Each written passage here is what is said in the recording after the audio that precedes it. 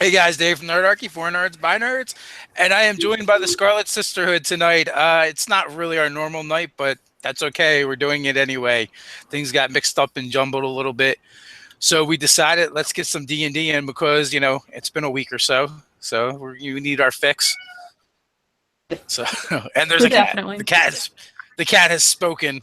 So I think we're gonna start off with a recap from last week, or not last week, but the week before. Sam was not with us, but I'm going to have Megan do the recap because she's pretty awesome at it. Okay. All right. So last time the session began where we'd left off with Agnetha and Denine in the woods going off to have some kind of wood elf vision quest. Agnetha had pilfered some pipeweed from Lala Midge, but for the sake of the storyline, since Sam wasn't there with us to pick up, had underestimated the sheer potency of Elder Halfling Reefer and was caught unawares by this giant thing that we're actually still not 100% sure, and we're just assuming it was a troll, but it had 3 arms. So Denine tried to fight it and get it to let go of Agnetha, and it kept on talking about how she was his bride and carrying her off into this cave, and she was all unconscious and junk. And at that point, it happened. at that point, Denine was like, yo, I should probably get some help, and went back to town to pick up Kenna. So together, they went back to the cave and concocted a plan to get the 3-armed behemoth out of there, and with a little bit of magical trickery, managed to lure him out of the cave. Kenna spun a lie about how Agnetha was her mom, thinking the big guy was dumb enough not to know the difference between a halfling and a child, and it worked. So he put Agnetha down, and Kenna dropped invisibility on both of them and drug her off into the woods. Denine then met up with them, and Agnetha, they put Agnetha in this totally safe place that definitely was in no way just a clearing in the woods with some leaves covering her, and then they went back to fight the big troll thing. They then proceeded to give it the Sneaker Muffin 1-2, and after a difficult fight, put the bad guy in his grave, or I should say in his cairn, because he was too big to dig a hole for and push him into it. So they just kind of covered him in rocks and called it done. After that, they brought Agnetha back to town. Everybody took the obligatory bath, and Denine and Kenna went to check out the Lionheart Inn and commune with some hookers, because let's be honest, they hear everything at one point or another, and had 2 conversations at once thanks to Denine's wicked awesome thieves' cant skills. Anyway, we have plans to at some point hit Ryler and check in with some of Denine's sticky-fingered compatriots, and also back to loot the Monarch's old crib. Hopefully we can get construction going on the bathhouse before we leave. Excellent. Awesome Very job, good. Megan. Woohoo! Yeah, I think we should just vote now and just officially put Megan in charge of recaps. Excellent. I like it. The recap queen. We should call you that. Yeah. Please don't call me that. She's the regent of recapping. I like there that. you go. That's better. That's alliterative. There we go. So you guys, when you guys had left off, you guys had kind of a late night out with the hookers, hanging out, making friends, influencing people. I'm totally jealous. Oh, and for the record, the marriage was never consummated. We really don't play like that over here on Nerdarchy. We hate anything romantic in our games. Unless it's Harrock. Yeah, unless it's Harrock and Agnetha. That's pretty steamy. Well, I have no control over those guys. They're out of control. So you guys, basically wandered back to the halfling encampment after a fruitful night of making friends. Also, where you would run into Agnetha because she was under the care of Lala Midge while she recuperated from her betrothal and liberation. So that is where we're leaving off. Excellent. What are you guys planning to do now? Well, we just finished talking to the lovely lady of the evening. And using Thieves' Cant. And Kenna had just offered to maybe, if I wanted to help her write some songs that incorporate Thieves' Cant, that we could spread messages around town that way if we wanted to. So Denine says, I don't have any ideas for that right now, but I really like the way you think. You would be good at this stuff. Good, I'm really excited about it. I like clandestine things. They're fun. And the way you handled that conversation earlier, giving us like sort of cover convo while we had the other conversation, that really helped. So it's nice having somebody around who's in the know. That was really fun. I should teach you a little bit. I would really, really like that. I was gonna ask at some point. Well, as long as we're still hanging out together, I guess I might as well. You seem to have a little bit of a knack, so. Little employee-employer confidentiality. It'll work. All right, so you guys are back at the halfling encampment, and Agnetha is regained consciousness from her knock on the head. She's just like, what happened? You awaken to Lala Midge wiping your brow with a damp cloth. Can I jump a little bit since I remember that I stole from her? Can I just be like, oh my god, like, oh my Midge, or something like that? Well, actually, the last thing you remember was being in the woods and a large shadow being cast across you from behind, and you began to turn around, and that's when you felt like a sharp crack up beside your head, and then after that, there's a sensation of falling, and then darkness. So maybe all she thinks of is Midge in that moment. She's like, it was Oh no. Midge. And then she passes out, and then she wakes up to Midge, and so she's kind of like shocked.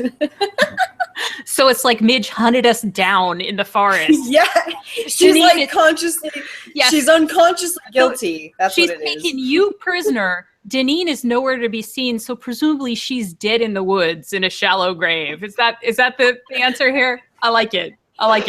So let us not forget. Let us not forget. Before you headed to the woods, do you remember what Agnetha did? Yeah.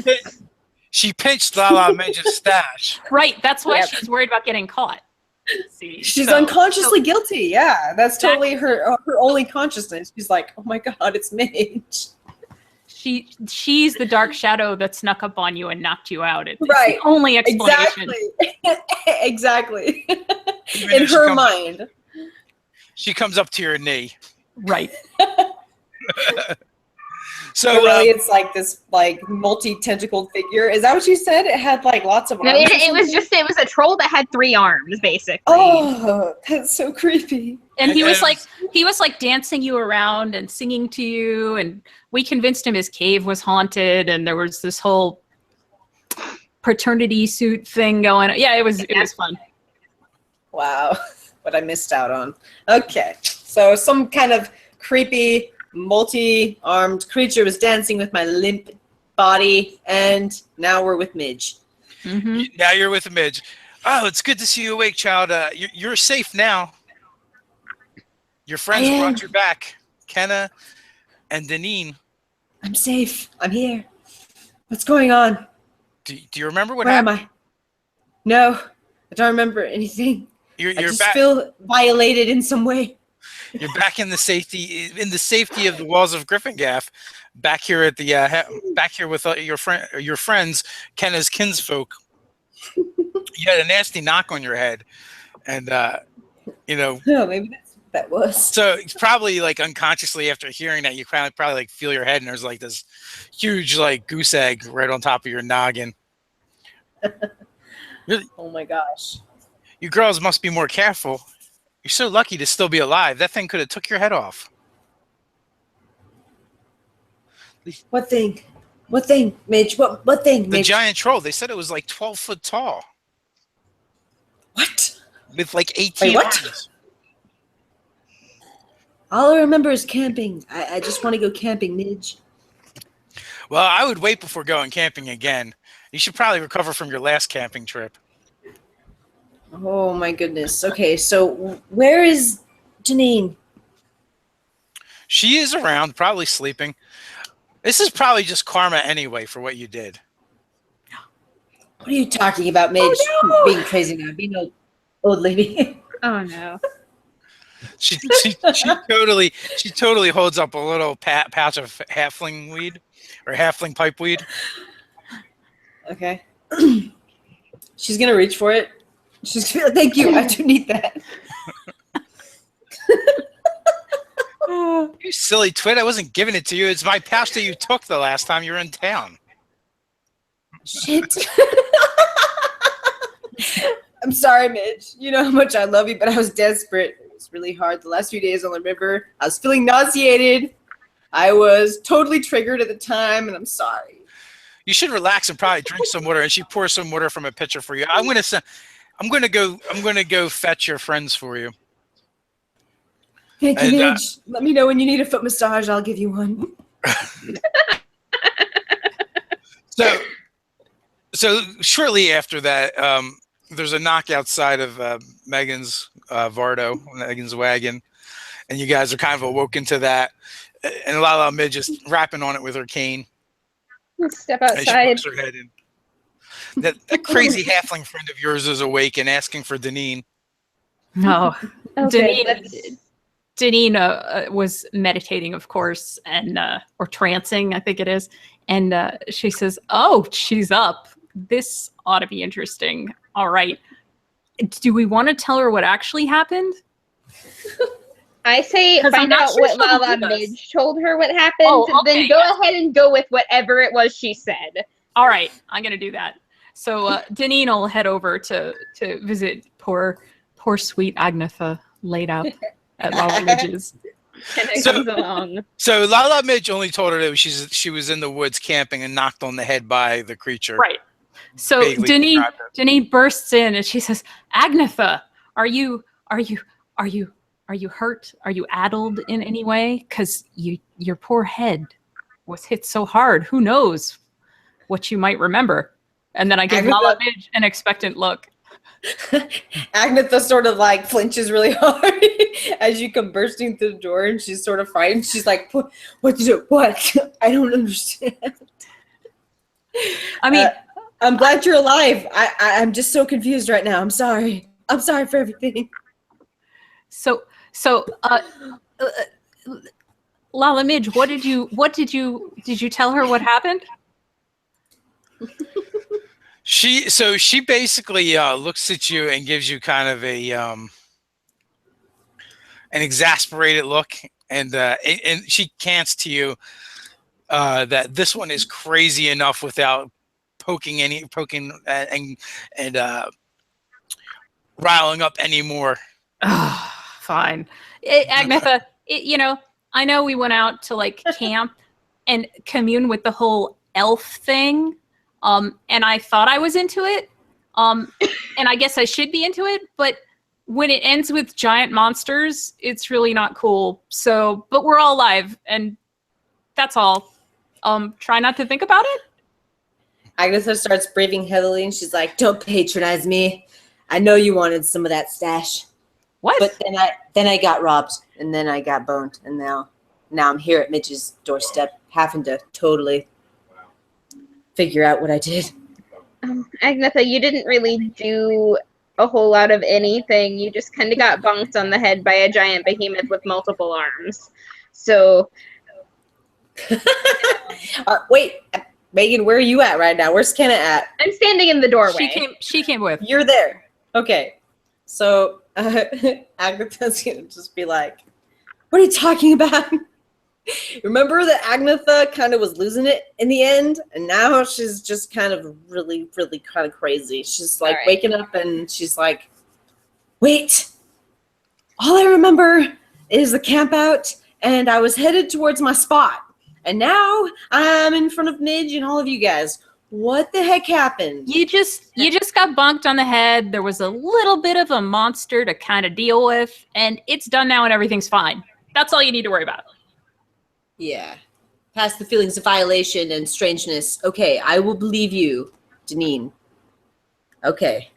Nothing else happened to you other than getting bonked on the head and married. So nothing really. Okay. All right. Thank you. Thank you guys all for coming to see me. I'm sorry for whatever might have happened. I'm sorry I wasn't there. And she sort of looks crazed and sort of sits up and kind of, how about some breakfast in a fire pit? That sounds good to me right now. I'll go put the kettle on, and I'm gonna go and make breakfast. All right. You should probably write down the date because Agnetha never lets you feed her. Yep.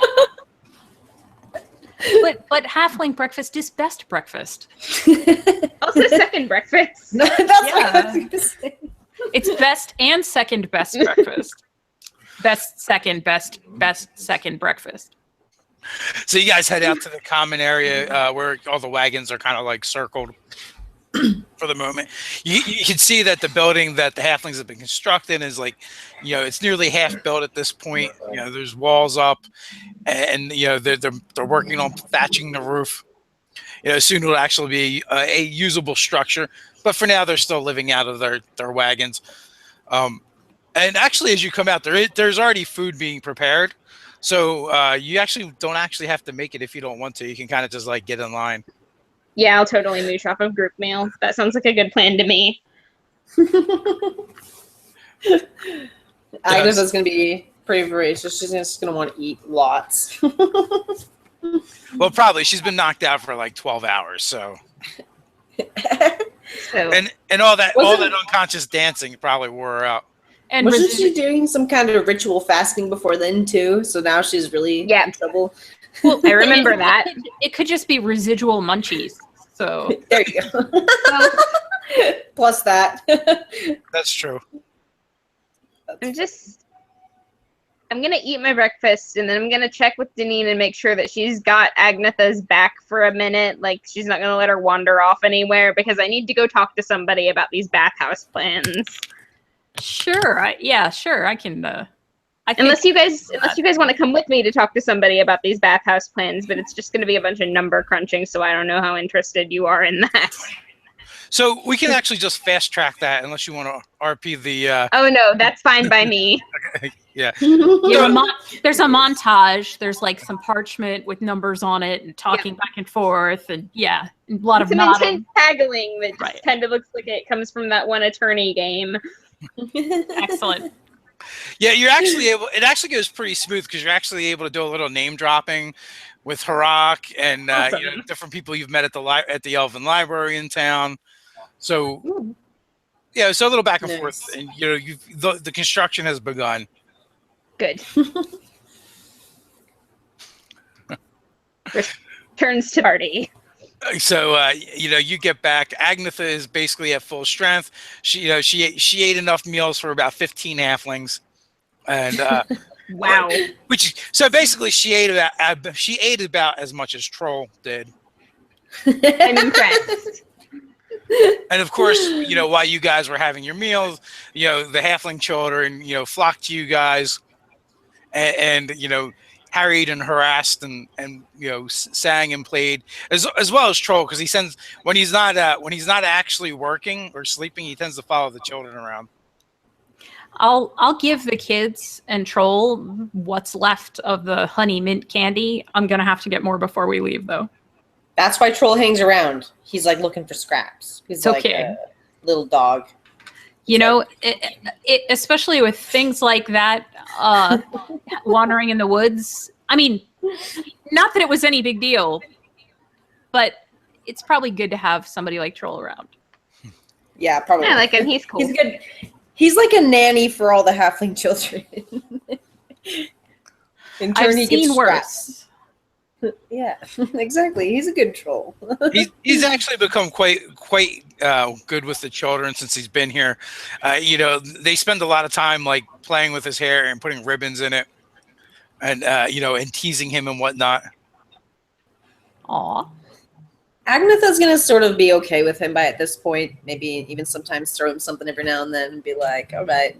Almost like good dog sort of behavior that he treats him like that. So that's how she's going to be with him.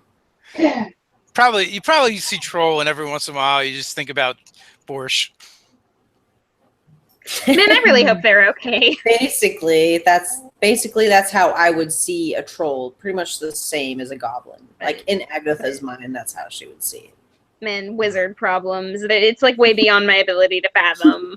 And I can fathom a lot, mind you. Yeah, Agnetha's very, very much a barbarian, so it makes sense. So, one of your nieces comes up to you, Kenna, when you get back to the compound. So, what are you going to do next, Auntie Kenna? Oh, what are we gonna do next? I think we have a trip in mind to Ryler, is what we had on the agenda of things to do. Well, that's not. I mean, if you've got other stuff going on, that's fine. I just have to get back there eventually myself. But you guys don't have to go there. I mean, Oh no, I said we'd go, and we're going. I'm actually really excited to see it myself.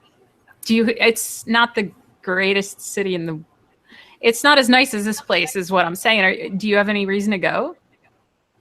I mean, other than curiosity. Well, it's different. Let's put it that way. So, you think we'll find out more information on everything in the meantime? Maybe.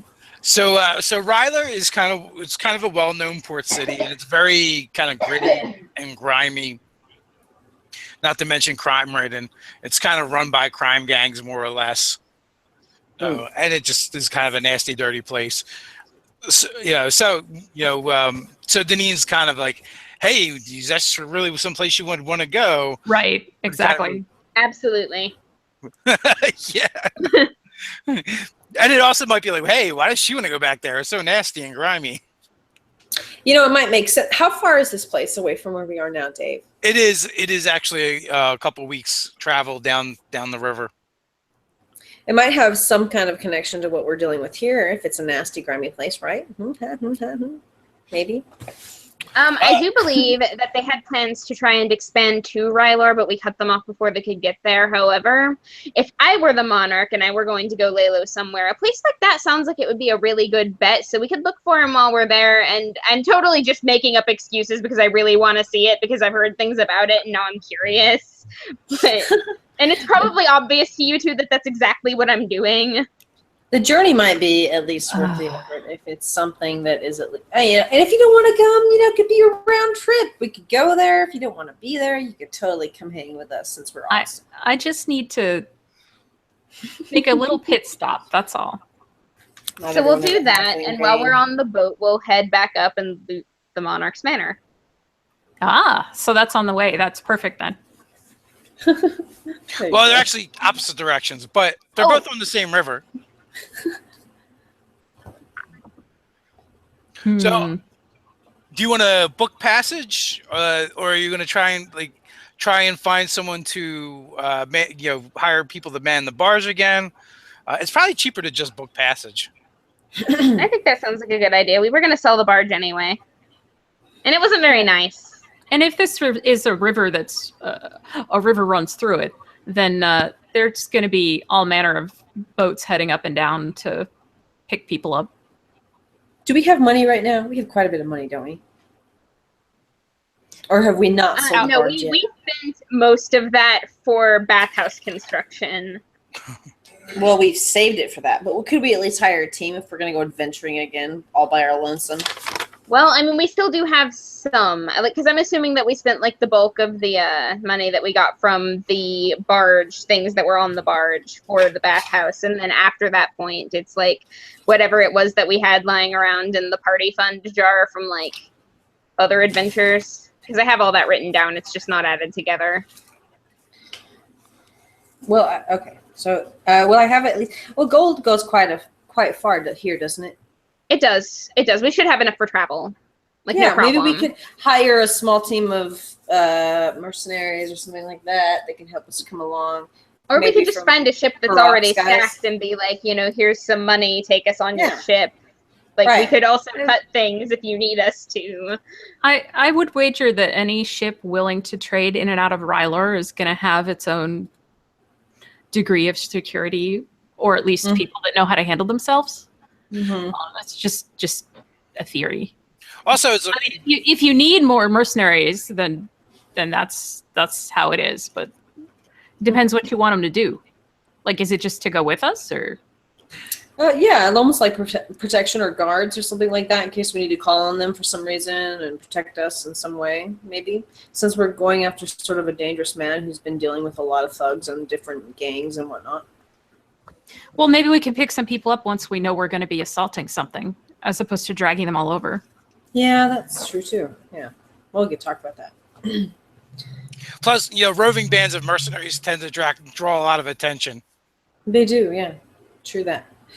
Yeah, well, I was thinking more like on the river, you could kind of be as secure or as secretive as you'd want to be. You could sort of hang low on the deck or something. I don't know.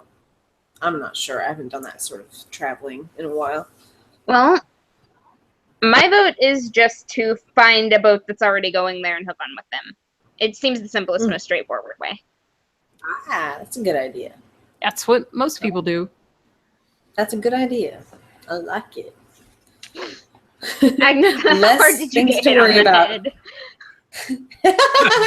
Shut up. Not hard, okay?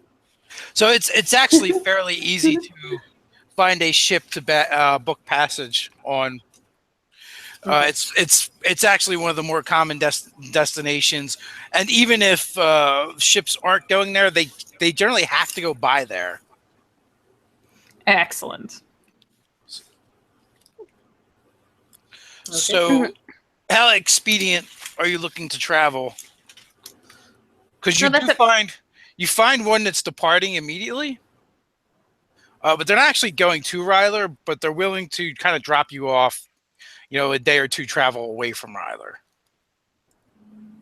Okay. Well, I mean, I'm not in a rush, but you guys have other stuff you also want to investigate, so I don't want to take up too much of your time with this little side trip. Well, it's like I said, it's not really a rush. These are just things that I've heard about and want to follow up on because I'm curious. And I'm actually way more curious about this than I am about that because I actually know you. Right. You do. So, well, whatever's good for you two. I'll just defer to you on this one.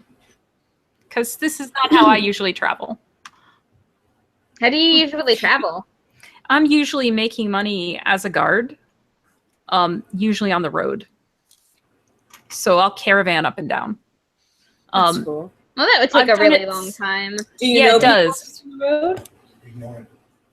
I used to be on the road. We lived on the road. We were one of those caravans for almost my entire life.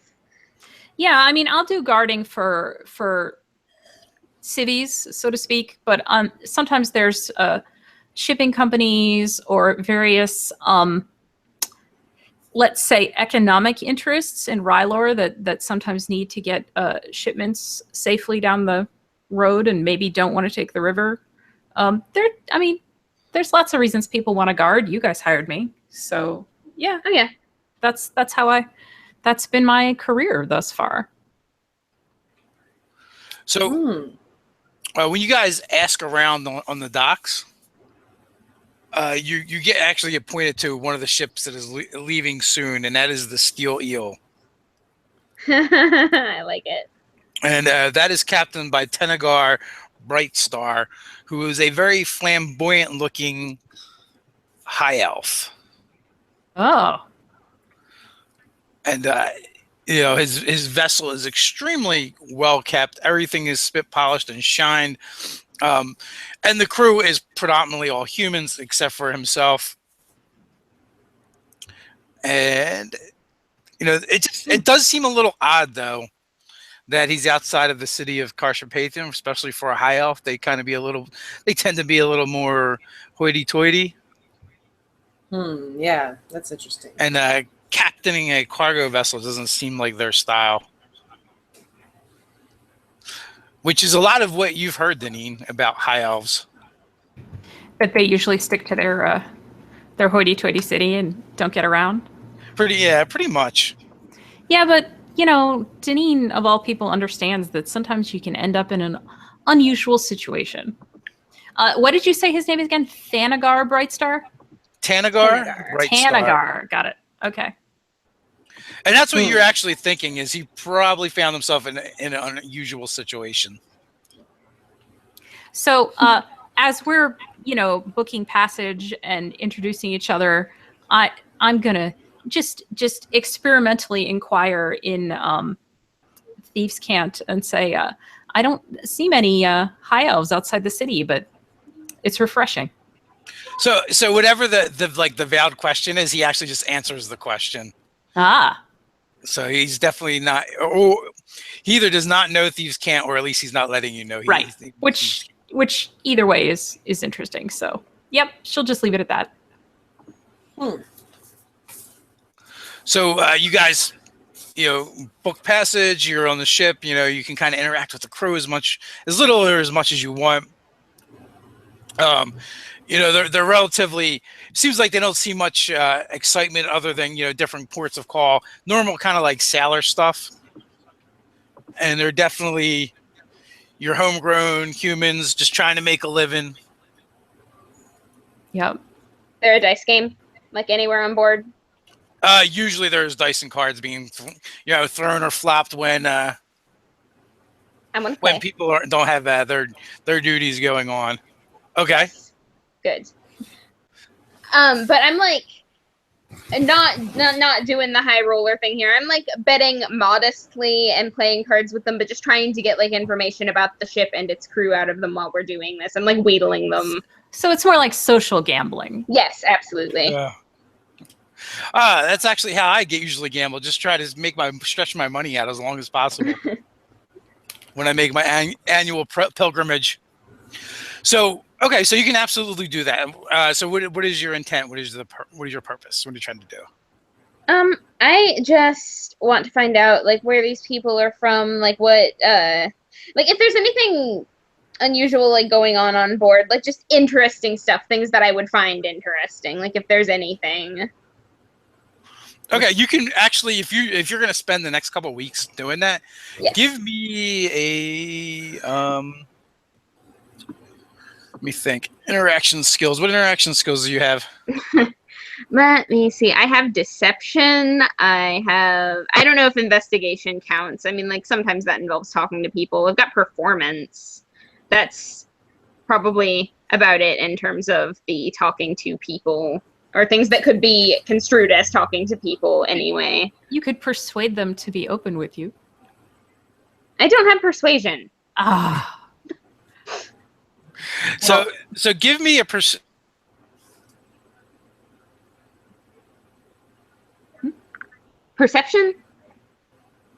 What did I say? I didn't hear you. I couldn't hear you either. Okay, just a flat charisma check. Flat charisma check. Okay, that's not terrible. 12. Okay, so you can write down and you can come up with them later whenever you want. Okay. 7 facts you came up with. Ooh. Cool. 7 facts about the crew. Got it. It doesn't necessarily have to be about the crew. It could be be from basically places they've sailed to, things they've encountered, and then if any of that stuff comes up later, you'll get advantage on checks involving those things. Awesome. Neat. So, but other than that, the voyage is fairly uneventful. There's, it's a fairly safe route. It gets patrolled regularly from. There's a couple ships out of Gryphongaffe, as well as Ryler actually sends their own, and basically the most eventful thing that actually happened throughout the voyage was encountering one of those Ryler vessels. They kind of act like a Coast Guard, and the captain from the vessel came on. Basically kind of looked like your typical soldier type, maybe a little bit shadier than normal. He went into the captain's cabin with them. They talked for maybe an hour at max. They came out, they saluted each other. He went back to his ship, and you guys continued on. Never checked the holds, never looked around the ship, anything like that. We are just normal passengers. Why would we mess with their business? That's right. But since we're on here for 2 weeks, I think Denine would actually try to talk to Agnetha a little more and try to. She wants to know more about this. I mean, she's a half elf, and you're coming from some tribe which is either half elves or mixed elves and humans, and so Denine's looking for more information there about like how elfy they are, basically. You'll notice that as you talk to Agnetha that she has sort of almost schisms in her personality. She'll sort of bring things up that mean something to her, and she'll be emotional about it, and she'll be telling a story, and then she'll sort of almost try to hide something from you and sort of be distant from you in a way. And so you notice that she's sort of a aloof creature in the end. Yeah. When you try to get to know her, because she's sort of secretive and quiet. You kind of perceive that, but you don't understand what she's going through in a sense. It's something that Denine has encountered and done before. So yeah, she sort of spreads it out over the 2 weeks, so she's not coming across as too pushy. Yeah, it's just, I'd like to get to know you guys a little better. Yeah. You'll find that you get to know her really well. That she's really, you guys would probably get along really well. But you kind of notice that she seems sort of. You almost wonder if she's crazy sometimes, because she's got these things that she won't either talk about, or she'll just start talking about something and then just completely break off and talk about something else. Okay. So each of you give me a check. I want a deception check from Sam and a perception check from Denine. Perception. Okay. Okay. So I rolled a 16. And what was it that you... What was Deception would be charisma. Deception. Okay. Yeah. Thank you. So 17. And I got a 16.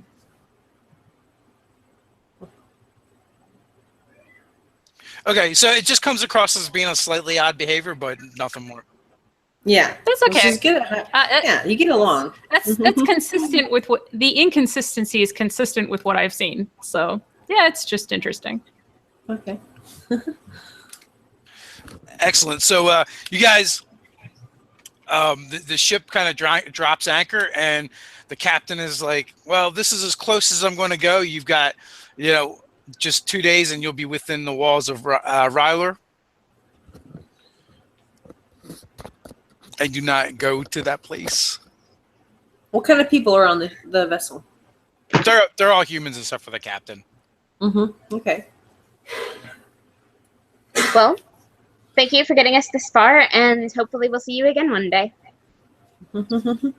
They're actually, this crew is actually like better maintained and slightly, I want to say upper class, but that's not really the right word either.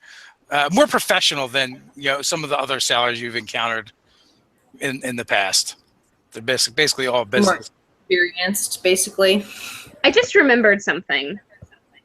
Okay, so Lala Midge gave me that stiletto that turns into a short sword last time. I am carrying my shield in the open, but I don't look like I'm armed other than that, because I've got that in my boot, and I'm not like actually carrying another sword on me. Neat. Okay. And your shield actually looks kind of like a drum too. Yeah. Right? Yes, it does. It is a drum. Yeah. Can we say that in spare moments I was offering to give her a little dagger training, like how to do quick draws and yes, please, strike on the draw and good stuff like that. Like at night when the crew is asleep, like just on the deck. That sounds like so much fun. Oh yeah. And you can do this. Yeah, I imagine that as you guys... Go ahead. Yeah, and if you hold it this way, it's better for stabbing, but if you do it this way, you can do slashes and protect your arm. So, yeah.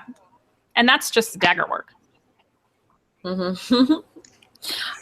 I was going to say, yeah, like anytime there's like probably downtime, if you guys are doing all your like practices and sword work and whatnot, Agnetha would probably be doing like push-ups and mountain climbers all the time.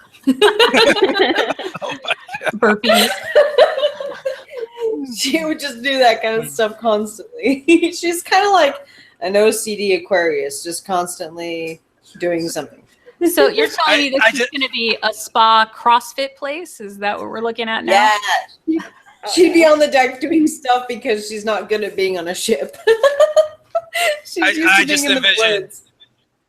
I just envision Agnetha like, you don't get an ass like this just sitting around. Right.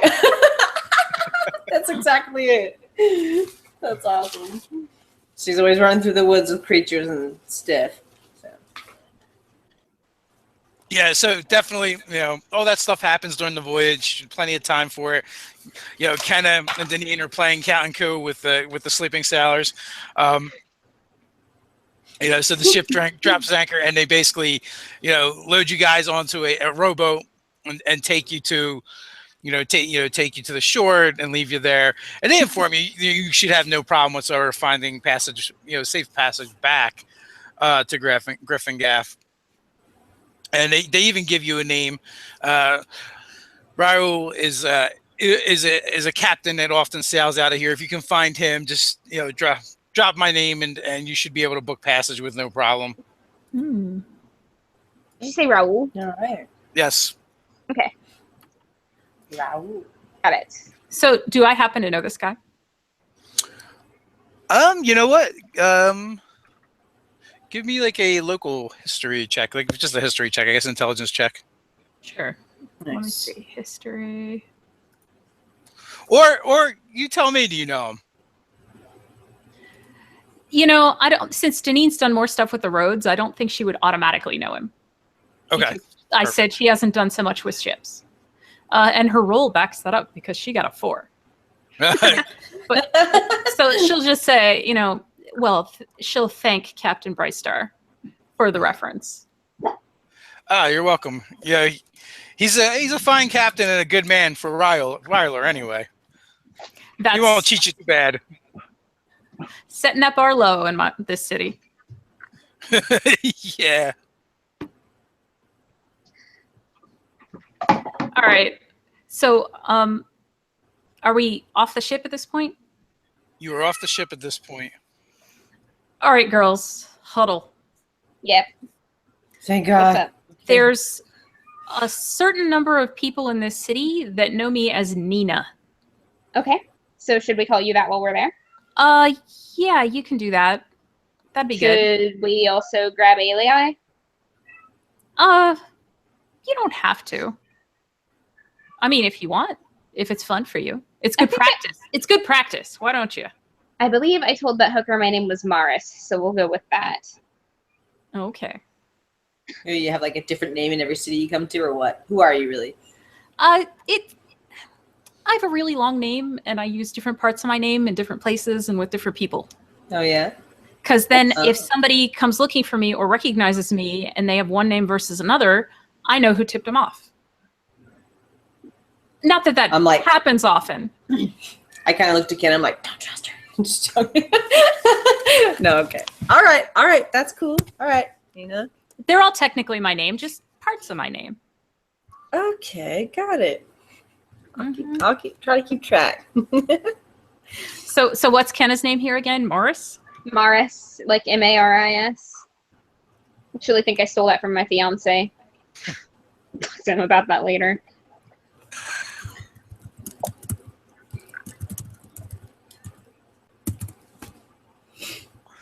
Yeah, so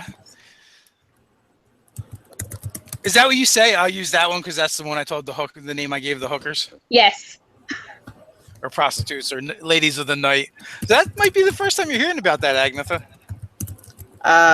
Oh my goodness. Should I come up with another name too? I mean, maybe that's better. You don't have to, only if you think you're going to remember it. It's not that big of a deal. I'll give out my Elvish name or something. Ooh. I don't know. But I y'all can call me Laneth if you want. Okay, I should probably write that down. Laneth, Laneth. I just live to make this game more complicated, basically. I apologize. We're gonna do that for you, Dave. We're gonna make it really complicated. Oh, that's fine. Oh, that's funny. Okay, so in Ryler, we are known as different people, basically. That's probably a good idea if this is one of those towns. It's also, I mean, this is a couple weeks away, so it's probably not going to happen. But if you have anything whose reputation you might want to protect, then it might help to especially keep your Ryler activities separate from your spa building activities, especially if you expect classy clients. Kenna's gonna that's fine. That's actually smart. And I'll just say that was a name that my tribe gave me. That's something that they called me. noting all the stuff down in her encrypted journal. You know, not that there's anything wrong. It's just sort of a precaution that has served me well over the years. There you go. Yeah, it's a good plan. That's a good idea. I like it a lot. So, that I believe that was totally not the huddle Agnetha was expecting. Just like, oh no! Oh my god! Somewhere in a small halfling compound, troll was making sad noises. So you guys begin heading towards Ryler, and even the road to Ryler is just dustier and dirtier than other roads. Maybe it's just your imagination, or the low expectations of the visit here. But everything just seems dirtier. Denine will sum it up like, yeah, it's a pit,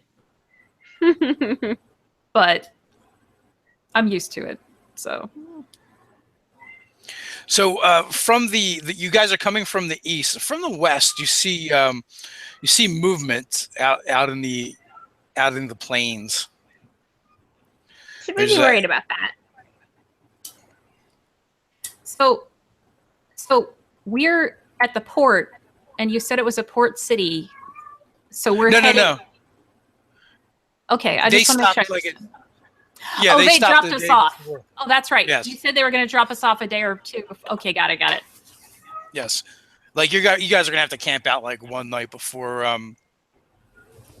before you actually get there, and you totally feel like there was a reason why he was not going there. Not the normal reasons for skipping over Ryler either.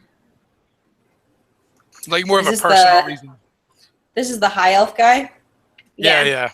Tinagar. Agnetha's going to make sure that she snubs him in some way before she leaves the ship. Oh God, must you? Why? Like, yeah, I know what you're doing, buddy. Like, I already figured why we're getting dropped off early. Like, she's sort of drunk. She does not trust this guy. Okay, basically. and Kenneth's just gonna be like, she is really drunk right now. We're just gonna get out of here. Agnetha is not drunk. And Agnetha would just not trust them because he's a barbarian outlander. She would just be like, okay, buddy, sure. Okay, we'll stay here a day before the village. Okay. So she sort of is gonna treat him bad. So Kenneth says she's drunk, and Denine totally deadpans, yeah, she's racist against elves. even though I'm an elf and she's a half elf, Denine totally. I am an elf. I am not racist against my own people. Oh my God, that's great. Agnetha is an outlander, and she does not trust people. It's sort of a form of self-loathing. Yeah, you guys actually kind of start going into a little bit of that and realize there's no point because he automatically seems to treat Agnetha like she's beneath his notice. He's always polite to her, and she doesn't like that. And he's not outwardly rude, but he might be a little racist. He's racist. And she notices that, so she sort of snuffs him before she leaves the ship, and she's like, "Bye, dude." Oh no! All right, we need to get walking. Oh, that was fun. Useless but fun. Remembering you, buddy. No, if it's fun, it's useful. That is the best kind of D&D. There's the "She's Uncle Ruckus" comment in the chat as well. Exactly. That would be Agnetha. She would be like, "I don't like that guy, by the way, just to let you guys know." You guys were traveling. The road dust is creeping up your legs, except for Kenna, creeping up a bit higher. I don't like this at all. Prestidigitation like every 5 minutes. Yeah. Oh, you know what? We never discussed. Did you bring Monty with you?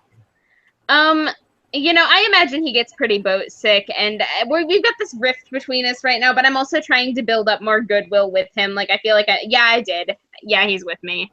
But I'm still prestidigitationing my dog, so. Perfect. So you guys are on the road. You're riding Monty, so you're actually, not getting as much of the dust Monty is getting it. And it doesn't seem to bother him at all. He seems pretty happy. Like, you press the dishes seem clean, and like when you guys stop for a break, he like rolls in the dirt. Because, it's just what dogs do. It is what dogs do. We like Monty. He's a sweetie. So from the west, you guys can see, riders approaching. Well, not actually riders, but figures approaching in the distance, and they're kind of cutting a line towards the road. And at one point, Monty even stops a little and sniffs the air and lets out a low whine. Oh. Anybody you run into near Ryler is usually bad news. Do we see them? If they pick a fight with us, then that's more their problem than ours. Yeah, I'm just saying. Like, trying to comfort said doggo and keeping an eye out to the direction of the people approaching. Hopefully they'll assume the same thing about us, because we're totally badass. How far away are they from us? They're in the distance, so you're basically seeing silhouettes, so they're probably like a mile away. So they're not super close. Can I use my eagle sight to sort of see them and like figure out who they are in some way? Oh yeah, actually, you can actually make them out without any problem at all. You actually, by observing them, you feel like they're actually using the distance to try and conceal their identities a bit. Okay. And when you look, let's see, what you actually see is 4 dog-like creatures. They're spotted, and they look very canine-like, except for they look a little like mangier and shorter. And they're traveling with 9 humanoids. And wow. you can clearly see one of them was wearing half plate. Okay. And the rest of them, there's a couple archers amongst them. And now that you really take notice, you realize that in appearance they're very similar to those canine creatures they're traveling with. Okay. Great. But humanoid versions. So do we want to skip this over? Yeah, I would definitely tell my comrades about what I'm seeing and say maybe we want to avoid this one and sneak around in some way or try to. Just a second. Oh no, Foxit crashed. Give me a second. I'll get my character sheet back up. Well, while you work on that, so Dave, is it safe to assume that with her prior work on the roads that Denine would know that these are you-know-whats? Yeah, I think so. Okay. Yeah, that's nothing but bad news. And actually, they're probably gnolls. When Agnetha actually describes them to you, there's identifying markers that let you know that they belong to the Screaming Fangs. Ah, is that a particular gang or syndicate in town? No, it's a tribe of gnolls. Oh, drat! That kind of I was hopeful. Plague the outside of the city, so they are definitely bandits. Hold on, I probably have a spell for this. I'm just getting my character sheet back up. Okay. Yeah, I think I can get all of us with invisibility. Man. 1, 2, 3, including Monty. So yeah, I can, but I'd have to use my 5th level spell to do it. I mean, do we want to try that? How invisibility lasts an hour, right? Yep. Just until they pass. This dust isn't going to be real helpful to us, though. We should retreat through our dust cloud to somewhere that we stay put. That's my advice. Cool. So we'll cast, and then we'll find somewhere not as dusty to bunker down until they've gone through. Okay. So I shouldn't. Is there any cover here at all? I mean, you said this is a dusty road. You said it's plains? Yes. Oh. I mean, you can find small copses of trees. There are places where there's hillocks. Sure. Right. Does any of you have survival. Yes, I believe. Yes. Or knowledge nature. Either one of them will work fine. I have survival. Okay, so if you want to look for scout an area that will kind of be a little more hidden to you guys, you can do that. The small copses of trees actually are like the anti-hiding place, because anyone that's familiar with the terrain knows that there isn't a lot of places to hide, so they would know to scout those out. That's true, and they already know that we're here since they see our dust. So We will go invisible and then just go out in the open place that is the least likely for them to look. Wherever that happens to be. I mean, like, where would you look if you were looking for somebody in the dust? Where would you expect them to hide? if I was looking for people and there was dust there and I couldn't see them, I would assume that people retreated. Yeah. So that's my hope. So maybe we should just drop invisibility and stay right where we are. Well, being invisible is always good. Oh, I see what you're saying. So we don't make any more dust. Yes. All right. That's smart. Can I help them be as... Let's step off the path to where our footprints won't be obvious, so we're just a little bit off. And then And like brush over it. So Denine help, like, you know, make us as stealthy as possible. So one question though, what are you gonna do about the hyenas? I thought that she was talking about scent-wise, because they're not going to be able to see us, but smelling us, like, that's what I thought she meant by stealthy. If all this dust will help us at all, that would be good. I roll in the dirt. I hate it, but I roll in the dirt. That sounds like a good idea. You and What Monty, about Monty? you and Monty definitely bond over that, because he seems super excited when he sees you rolling in the dirt and begins rolling next to you. Yeah, that's a good idea. So Denine will also roll in the dirt, which causes more dust, conveniently. Yeah. Agnetha's been rubbing it in her armpits and hair for a while now. Oh my god, I bet she has. Agnetha, And then you guys the encountered the one. gnolls. Then you guys encountered the gnolls. Right. So let's invisibility for all of us, and hope I don't need that 5th level spell. Okay. All right, so you guys do that, and you know, after expenditure of resources, the gnolls do kind of pass by. You know, they're barking and ordering to the hyenas that are with them, and growling in their guttural tongue. Yeah, with which also there's a lot of like yips and barks. You know, it's a little disconcerting to listen to them talk to each other. They're just so feral and primal. Every once in a while, you know, one of them will drop down to all fours like an animal and kind of like sniff around with the hyenas. And, you know, they'll bully them. But after a while of this, they actually move on, trying to figure out where you guys are going. And I would even put out there maybe that Agnetha and Denine either working together, or, you know, maybe Denine instructing Agnetha may have ran off in one direction to lay a false trail. You know, I think you guys are wily enough. Right. And, you know, between Agnetha's knowledge of the wilderness and Denine's knowledge of the region, you guys are able to kind of come up with a plan, and that leads them off in a specific direction, giving you guys time to kind of slip past them. Sounds good to me. Nice.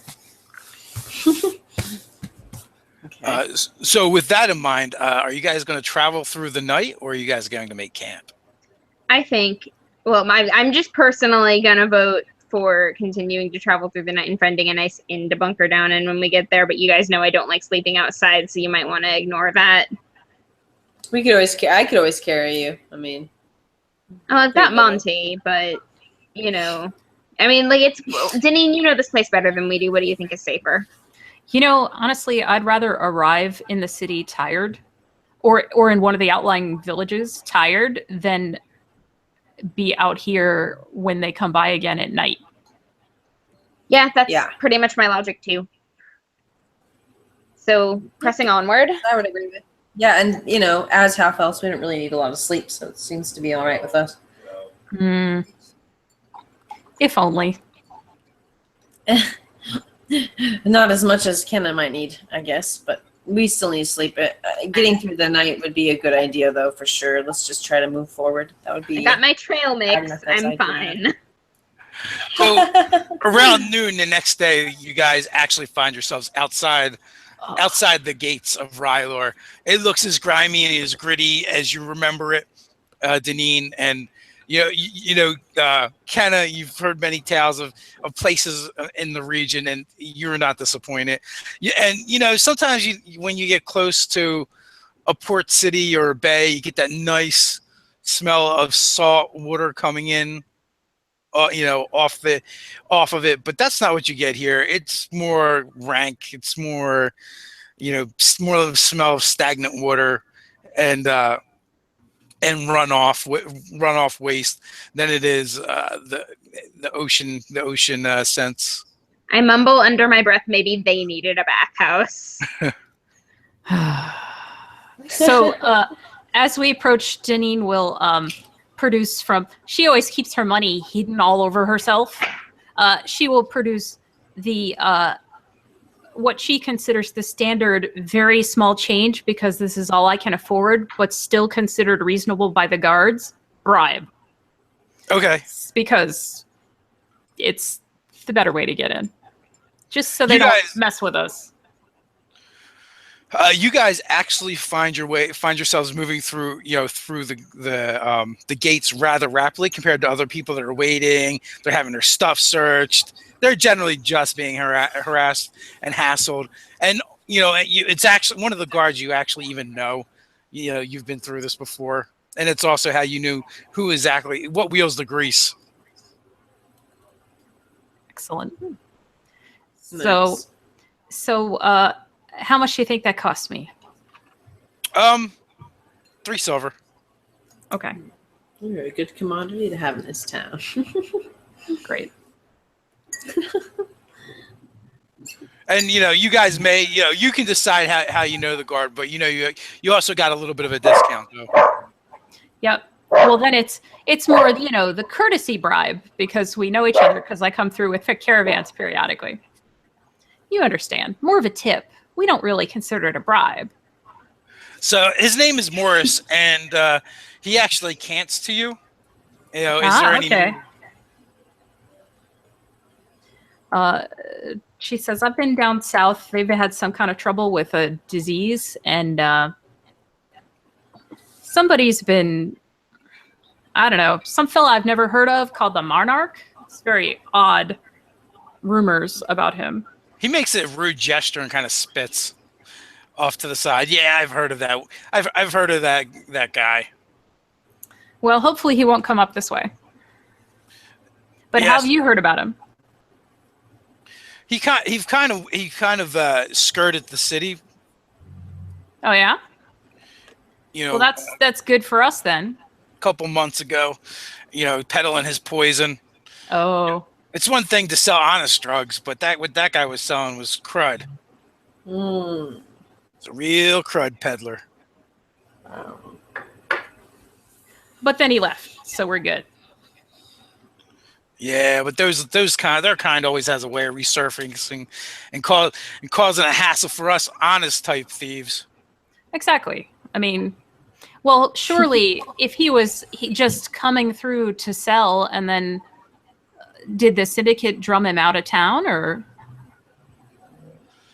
From my understanding, he doesn't stay anywhere too long because. So there's a story with that one. Oh yeah. The drugs he's selling are very odd and weird, and they're not real drugs. They're poison. I mean, he's some kind of weird mage experimenting on folks. Honest, hard-working folks that just want to relax and forget their troubles for a little while, maybe marinate their brains and forget all the woes. It's not Midge's stash, basically, is what he's saying. It's not Midge's stash at all. It's not like that. You know, from what I understand, he couldn't stay anywhere too long because the outbreaks would happen. You know, I was hearing something about sickness down south. Maybe those are the same kind of outbreaks. Did people here in the city get sick? There was a couple. You know, the guards had to put. You know, we guards would put them down, put them out of their misery.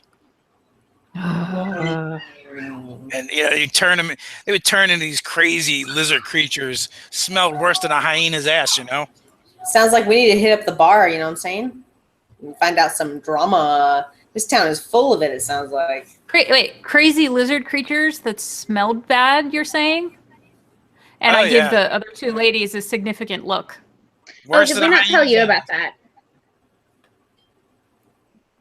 The drug he's selling turns people into troglodytes. Well, this is all thieves can't, but you can clarify this once I leave him. So I tell him, well, thanks for the scoop, Morris. I'm sure I'll see you if I happen to come out this gate later. Okay. So basically the whole conversation happens and you guys, the two of you kind of know like the best market stalls to get fresh fruit from. All right. Yes, exactly. Right. Because we have this conversation as if Ryler has a ton of fresh fruit, which is what makes it extra funny.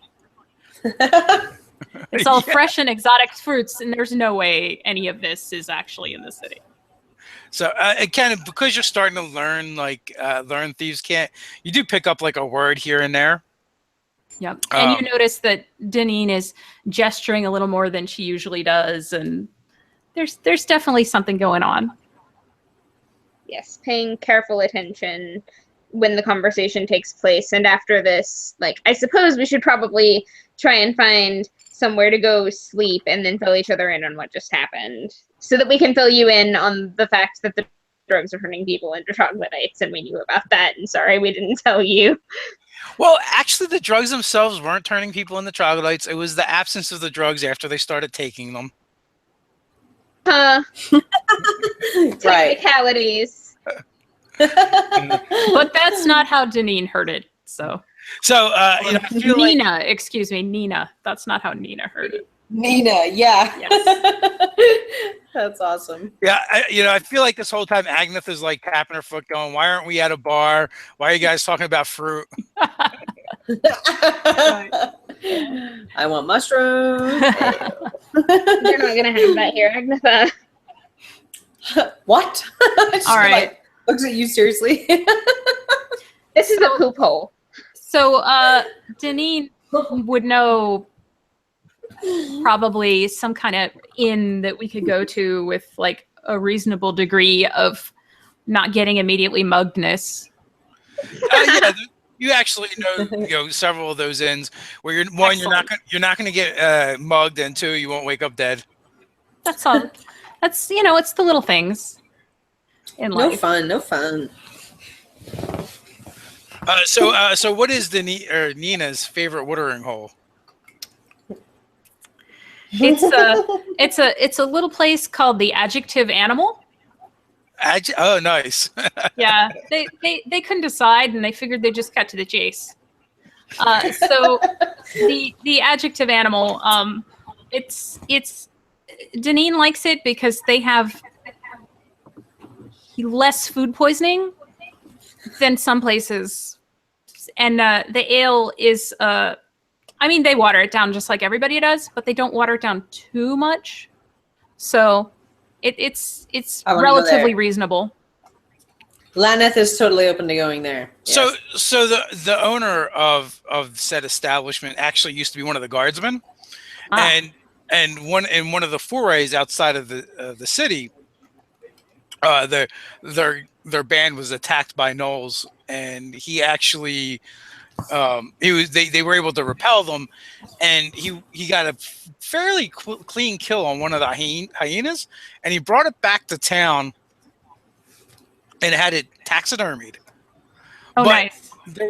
But there was an accident at the shop where it was taxidermied, and something like the story is always different every time you hear it, but something dyed the fur permanently blue on the hyena. That's why this tavern is called the Blue Hyena. And this thing is huge. It actually stands at the shoulder, slightly taller than Kenna, and it's like a centerpiece inside the actual bar itself. And on the sign outside, it is carved like a dog. And it's completely painted blue. Nice. And that is Gunfrey. He's actually the owner.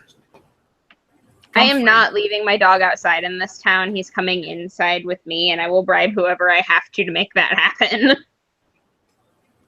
We can put him on, we can make him seem like he's a service dog some way. I can turn him invisible and just have him invisible with me in the bar. There you go. I'm pretty sure people would notice the empty panting spot. This I will watch what happens when they ask me about it. This isn't really the kind of city where they worry too much about sanitation, so they're probably not going to care about your dog. Yeah, probably not. Probably not. All right, we'll give this a try the old-fashioned way first, but I have my plan if it doesn't work. We'll see.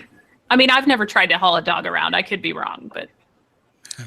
So this bar is known for something that Agnetha might be interested in. They actually have a cold cellar down below. It's one of the few places that does.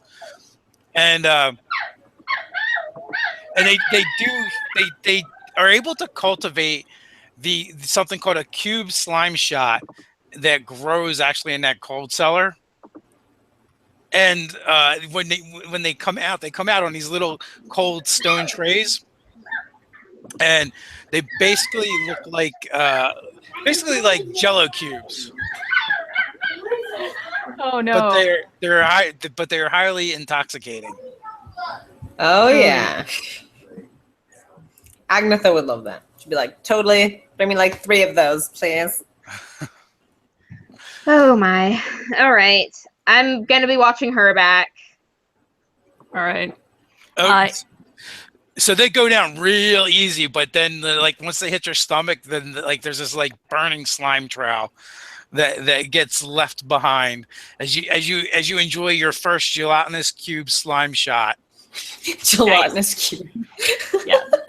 It's the heartburn afterwards that really gets you. Yeah. And they're a little bit expensive. So that was 3 silver, 1 silver per shot. But right now you are feeling no pain. But if you're constipated, they'll clean you right out. Oh. Agnetha knows every cure for constipation, okay? She knows the woods very well. So anything you need, let her know. She'll find it. She knows the herbs. Excellent. Well. Oh man. Well, we're covered with dust and we haven't slept. And I'd like to get rested and cleaned up a little before I run an errand. Right, the obligatory bath. The obligatory shower and or dress up scene, yes. So in Ryler, you can't actually get a bath, but they will send you a wash basin. Yeah, a bucket. Bucket's good. You get a bucket of water. We should just go to the river and go skinny dipping. Come on. No, my God. No, that's a terrible idea. You don't want to get in the river here. You really don't. Do you remember what she was saying about the river the last time you jumped in the river when we were in Gryphongaffe and it wasn't that bad? You get all the downstream. The reason that I assumed it was even worse than it was is because here it's even worse than it is. So yeah. Okay. So never mind. Prestidigitation.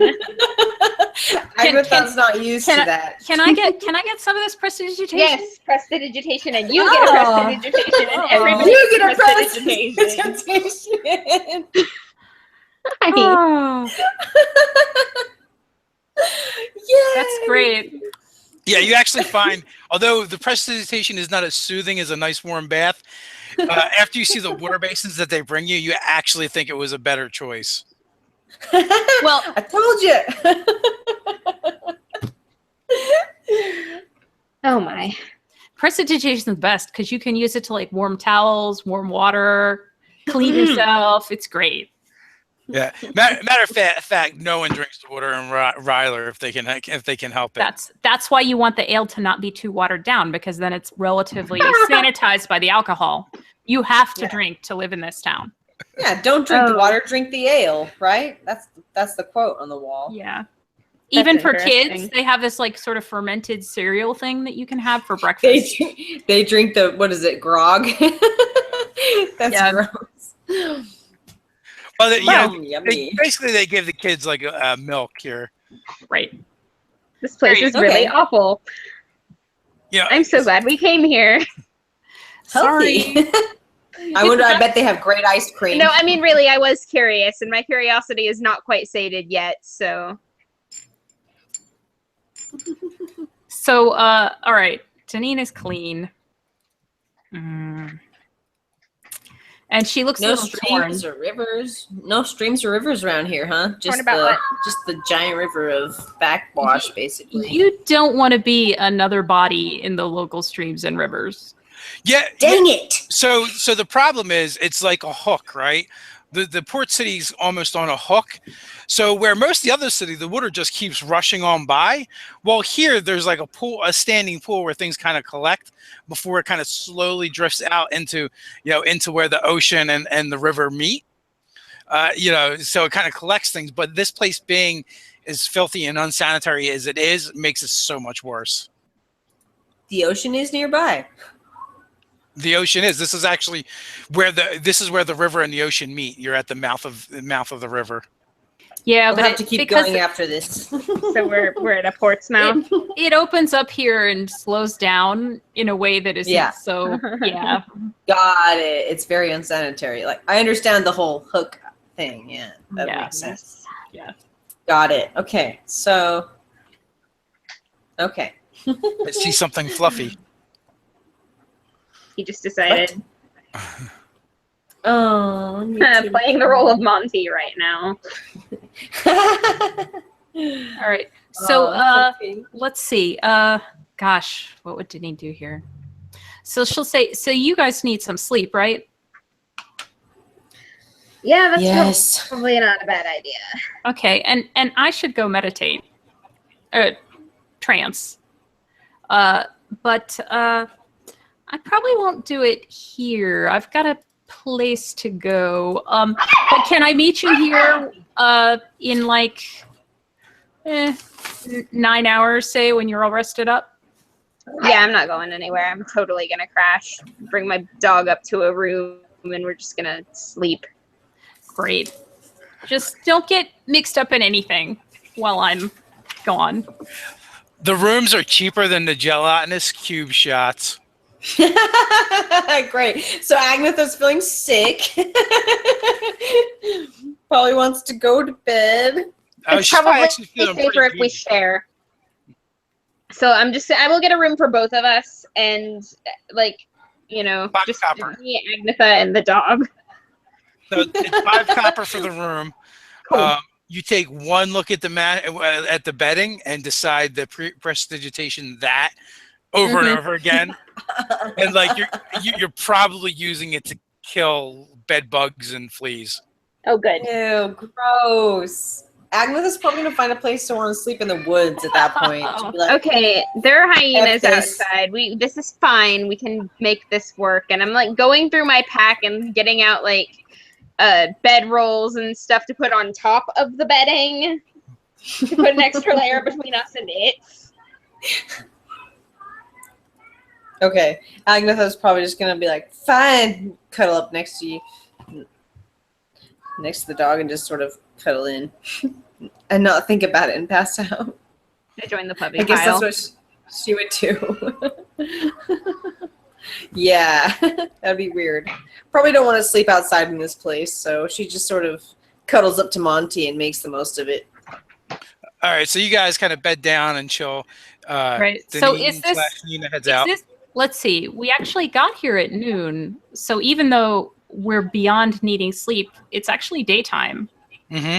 So this is good. But Denine is gonna make sure they're all settled in. She knows where they are, and then head out of here, and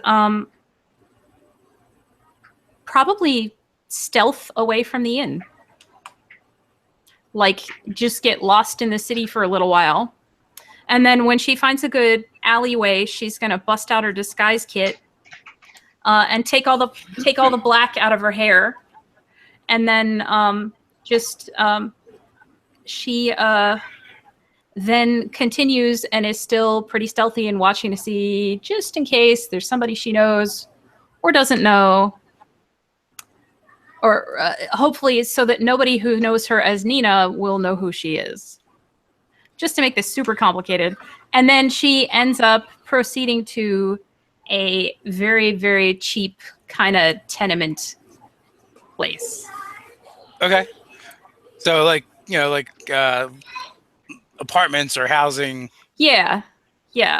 It's like, it's not terrible by city standards, but it's certainly not what anyone would call nice.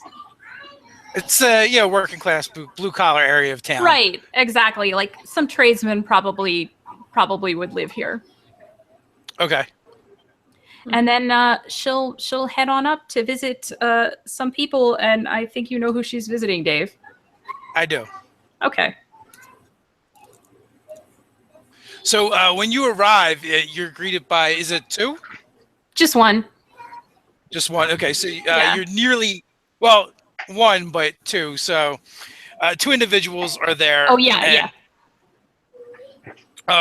one wee one comes running towards you full force, hitting you around the waist in a grapple / hug, nearly knocking you down. But you're ready for it. You're used to it. And there's also a man standing there. Oh my goodness, Fane, you look taller. I haven't seen you in 2 months, and you look so much taller. Look at this. Look at how tall you are. Why did you go away for so long this time? It was an extra long job, honey. I was going down a really long road, and I met some people that paid me a lot of money, and I brought that money home for you guys. So that's why. Oh, and before she came in here, she sleight-of-handed a silver wedding ring onto her hand. Okay. From nowhere, of course. So so the man is standing across from you, looking at you. With it's the same look that he always greets you, one of dread and relief at the same time. He's always so happy to see you, but he knows that it isn't going to last very long. And I know it was longer than usual. I am so sorry, but the money was really good. And so she starts then unloading all the gold that she has both earned and perhaps stolen before meeting the ladies, of course, and just unloads it all and starts squirreling it away in various hiding places that he knows, while keeping the little girl distracted and telling her stories about how exciting the road is, and she saw like really big trees, and there was a wilderness and things that little city girl doesn't know anything about.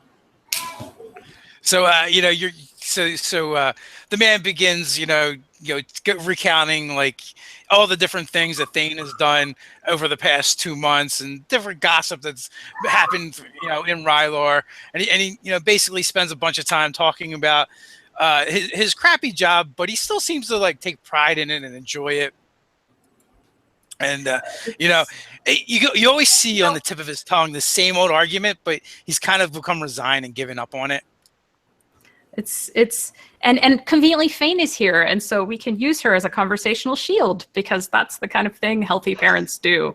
So I'll be cuddling Fane and carrying her around on my hip, and say, it's like I keep saying, this is just temporary until we really are set, and then we can, even move out of the city if you want, if you don't mind leaving, because I know your parents are here, but it's not like they talk to us, so it'll be fine. I can't stay really long this time. I'm gonna stay here. I really need to rest, actually, but I'd rather do that with you.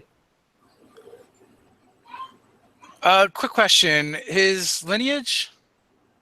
He is a well, I was thinking of him as being a half elf, actually. Okay. A Larian. So Okay, so- Fane is like 3/4 elf, which means she's basically a half elf with extra pointy ears. So yeah, so basically, like this scene is played out numerous times at this point. You sit down to trance and meditate, and Fane actually she curls up in your lap as you do so. And you actually find it easier to fall into your trance, and your husband settles up next and behind you and wraps his arms around your waist and kind of just kind of like presses his forehead to the back of your head, and you just. And you can kind of feel like the warm, wet run down your back, as he holds you and you meditate, and you just know from dealing with him, they're tears of joy and relief that you're home once again for a little while. And this time, Denine, since her little girl is pretty much exactly the same height as Kenna, this time Denine actually does rest her hand on her kid's hair and just tries to relax and not feel overwhelmed by it all. So in moments you find yourself in the trance, and you know the argument that your husband wanted to have, that the money doesn't matter, it's not important, he doesn't care about that. But he's resigned to the fact that it matters to you, so he chooses to let it go. Yes, exactly. And she keeps saying, if we just had, a certain amount more, then we'd be all set. And it would only take a certain amount more time. And yet somehow it always seems to take longer than that. So you drift off to your trance with him quietly whispering that he would follow you anywhere. So 4 hours go by. You guys spend some time bonding. You go through which is kind of like been a ritual for you, which gets harder and harder every time you do it because Fane is getting older and older, and she's smart. She's smart, and she's more aware. And you're using her as a shield becomes harder, and it's her questions become more difficult to deflect. Yep, I think she just she notices it more, the passage of time when I'm gone. I mean, I'm an elf, so time is relative, but still, she's little. She's little. Kids' time is very different from adult time. Exactly. Yeah, it is. Like, so this time, despite this argument / non-versation that we also often have, this time Denine says, I may actually have a lead on something like a business that I might be able to help out with down south. And if that works out, then maybe we can get out of Ryler. Oh, changes story completely. Those moments where like every single thing that has happened just snaps into different context? Yeah. So that was great. But that does mean I got to make sure I'm really in good with these people. And it's legit. I don't care. I'll go anywhere you want me to go, as long as we can be together again, and end this cycle. Fane is getting older. She knows. Well, she worries like I do. I try to assuage her, but she's not stupid. I'm good at what I do. I can usually, if everything hits the fan, I can always get away. It'll be good. You really don't have to worry. I've got an edge. That's the thing. I've got an edge on all these other guards out there. He definitely rolls your eyes at the "I don't have to worry" line.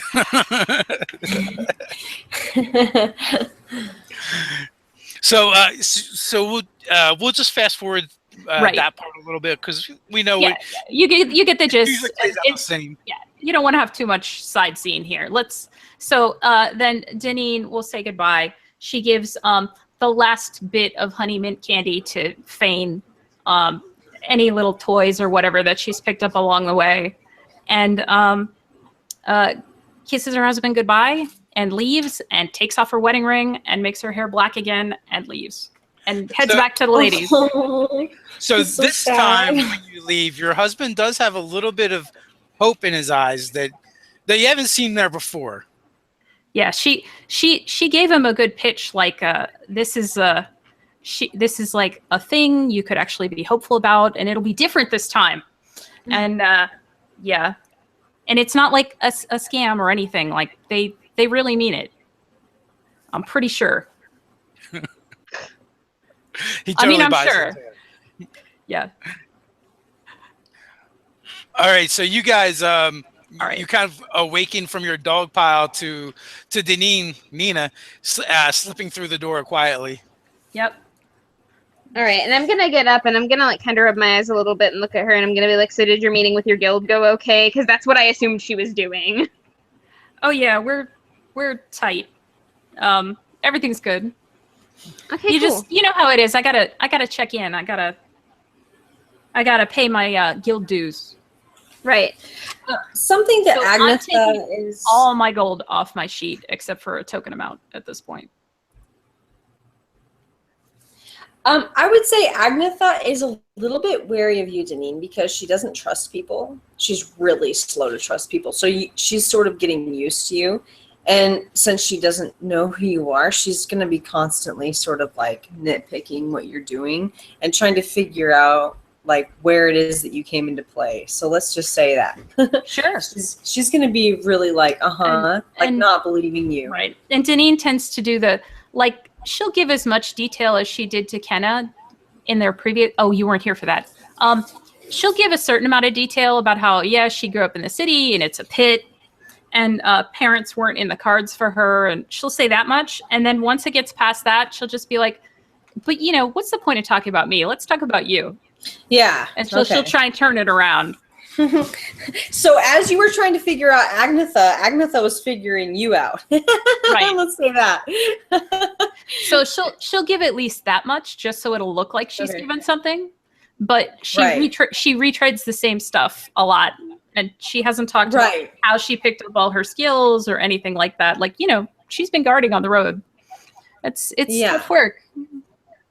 So, do we have anything else that we need to like find or do in Ryler, or do we want to go find Raoul and go loot that manor? There are riches here. This is honestly what Denine wanted to come to town for, was to give them money. Yeah. Yeah, and Kenna's still just assuming you were meeting with your guild because that's really what it sounded like to her. So Yeah. Well, they are a tight-knit family, her and her Right. guild. It's the family, you understand. Yeah. And like this whole time, she's thinking that she's hanging out with this really awesome like mob connections elf. Well, Right. if Denine has any mob connections, she has not reestablished them in this visit. Okay. Okay, so with that, you guys can head right back down to the dock. Although actually, like now, it's actually kind of nighttime, so you're probably gonna have to wait till the morning anyway. Just true. because when you guys arrived. So in that case, conversationally, Denine would segue to, every time I come back to the city and see how it is and see how people live here and how you have to interact with people, your spa idea is sounding so appealing. Well, good. I was hoping you would get around to thinking that because we're really excited about it. Yeah. Fantastic. And I feel like you guys have already, just selling that barge and everything, you're well on your way. So if I can help with that in any way, that's You're what in. I want to do. Yeah. Just Like, remember that's that all you we're need to friends with say. fairies. We're friends with fairies, Denine, and we know how to live, okay? And Kenna's like really excited and like kind of gets up and like starts pulling out like things out of her bag for like she doesn't really have a fire in here or anything, but she's gonna like cook a small like night breakfast to celebrate. Night breakfast. I like it. Yeah. So we got another one of those Agnetha quotes. We're friends with fairies. We know how to live. Yep. I'm going to add it to the book of Agnetha. So basically, you guys have the night to kind of like chill out, hang out, do whatever you guys want to do. Okay. Well, I think I would avoid the bars in this place, honestly. You're kind of in I'd one. probably. I'm already in one. We're in a tavern. As opposed to like bar hopping around town. Right. I guess they're not the same kind of bars because they don't have mushroom ale. So like, screw this place. Oh my god, neither did the Busted Donkey, but it's like every single bar in this town is the Busted Donkey, only worse.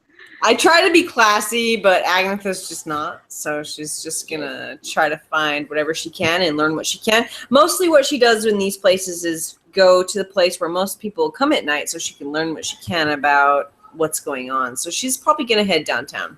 That sounds like fun. I want to do that. Yeah. Can I'm we do that? not letting you go downtown without me. So Good. Oh god. Yeah, tricked ya. So I will defer to Dave on whether this is merely a bad idea or the worst idea. If it's the worst idea, that's what Agnetha will do. Oh no.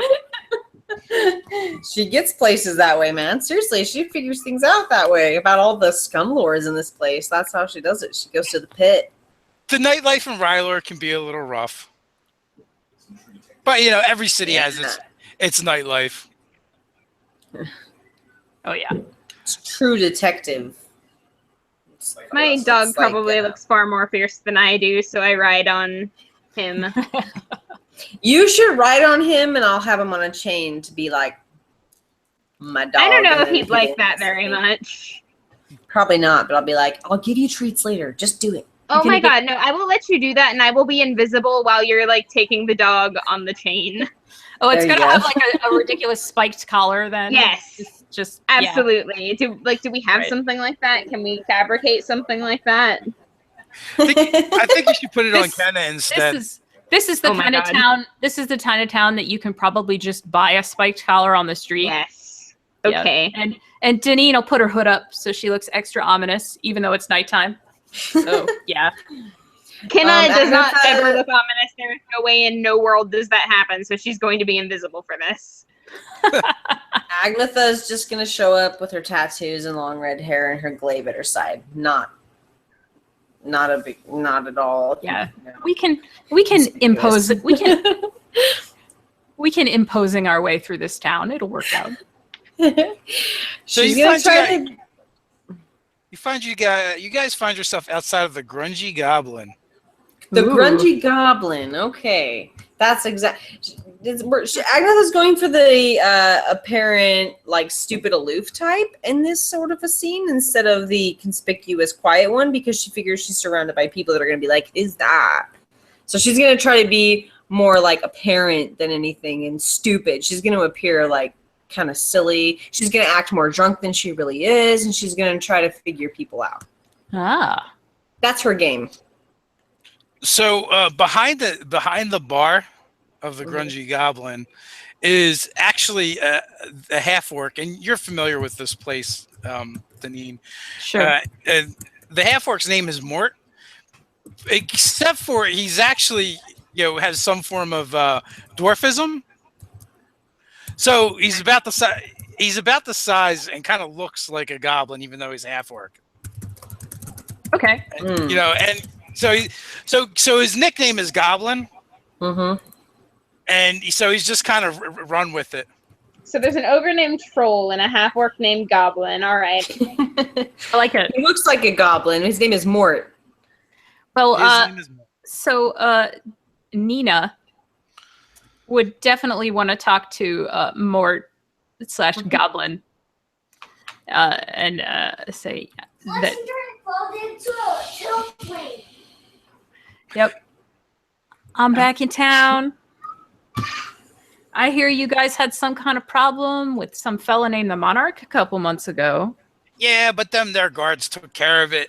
Them types never really came around this establishment, Wasn't too bad. Didn't affect business here anyway. So he hasn't come back around because that would be, bad. Not that I be hearing. Okay. That's good. You haven't been around for a while there, Tuts. How you been? I've been good. And as he says this, she'll lean forward on the counter, real friendly, with him, and say, Yeah, "You know, there I've you been go. good. I've There been you real go. good." But how you do I it. always come back here, Goblin, because how can I resist? They all love Agnetha's the gonna start flirting with that guy, just to make him really thrown off and distracted. So he's been around for a while, and Nina, she's probably not going to be distracted easily anyway. He's a bit hardened, and also being kind of different as someone who's already different. He's had to deal with a lot of stuff over his lifetime. Sure. And Ryler isn't easy for anyone, let alone someone kind of with disabilities. Right. Well, she's not like being sarcastic about it. I would like to think that she's always been like friendly with this guy.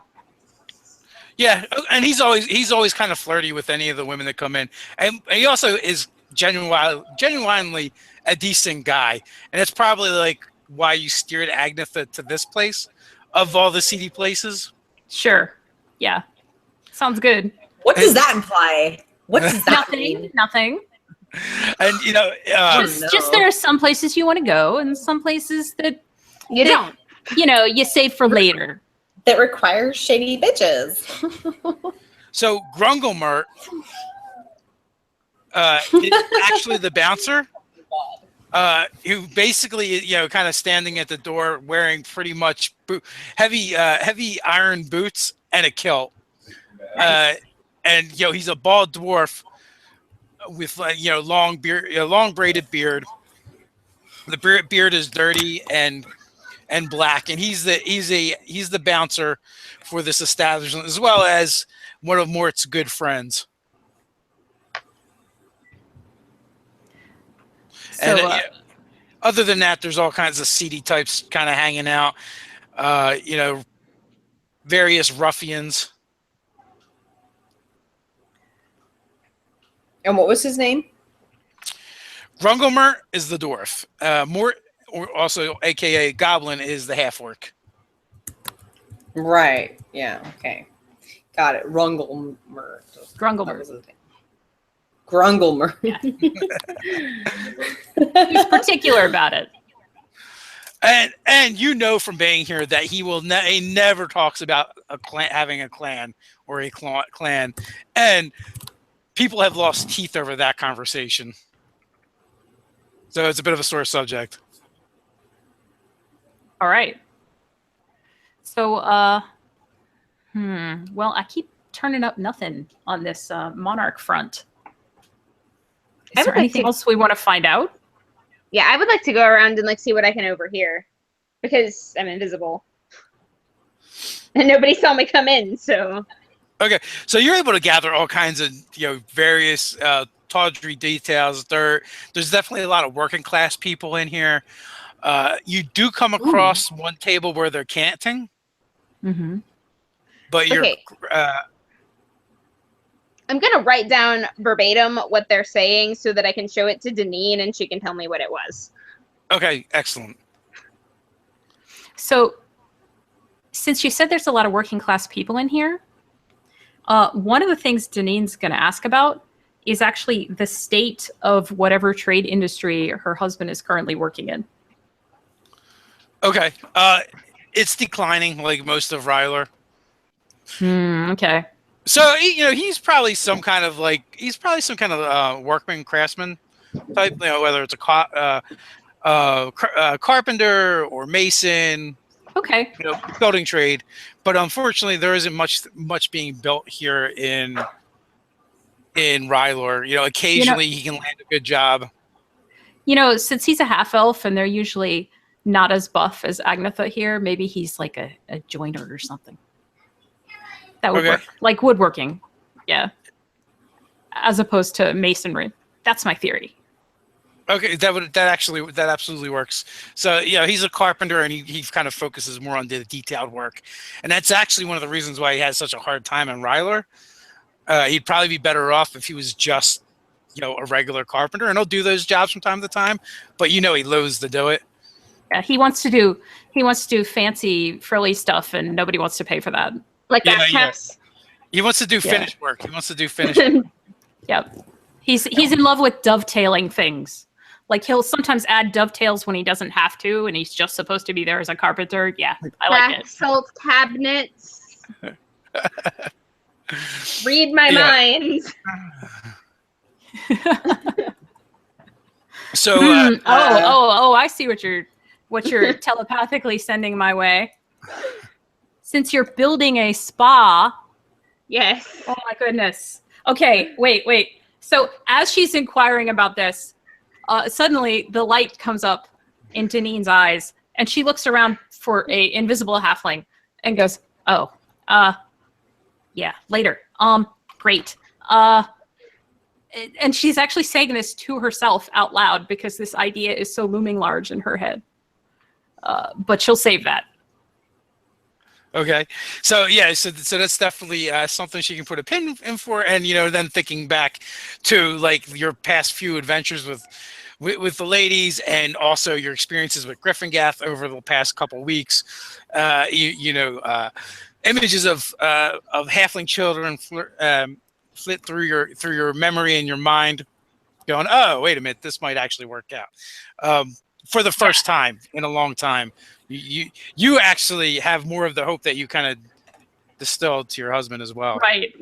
And it's because she's so used to being like, when we hit a certain point, we'll be ready. And then suddenly it occurs to her, wait, actually, this could be the time immediately. And that's when she looks around for Kenna, but can't find her. Agnetha, what are you doing right now in the bar?